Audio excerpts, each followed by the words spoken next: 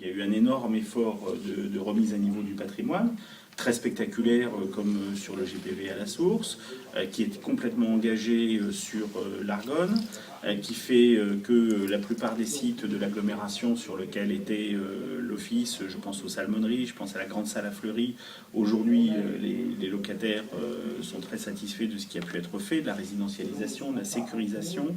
Donc tous ces éléments-là sont positifs. Maintenant, une fois qu'on a fait ces gros efforts, il faut absolument entretenir le parc, entretenir ce qui a été fait, de façon à ce que on s'inscrive bien dans la durée.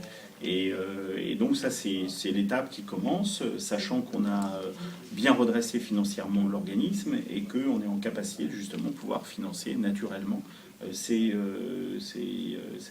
mise à jour, enfin, cette rénovation permanente de notre patrimoine. En même temps, vous dites qu'il faut s'adapter au profil des locataires qui a changé en 10 ans. Alors, c'est surtout le profil de la demande qui a changé. On s'aperçoit qu'aujourd'hui, il y a de plus en plus de personnes seules qui demandent à rentrer dans le parc HLM.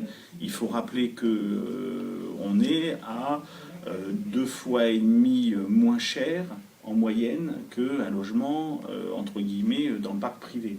Et donc vous avez des personnes seules qui vivent avec de petits revenus et qui ne peuvent pas rester dans le parc privé, pour lesquels la seule solution c'est de rentrer dans le parc social. Et là pour ça, il faut qu'on développe une offre qu'aujourd'hui on n'a pas assez grand nombre. On a à peu près 15% de notre parc qui est adapté à des personnes seules pour une demande qui correspond à une demande sur deux. Donc vous voyez qu'on est dans la nécessité, comme tous les bailleurs sociaux d'ailleurs dans notre pays, de devoir faire face à cette nouvelle situation.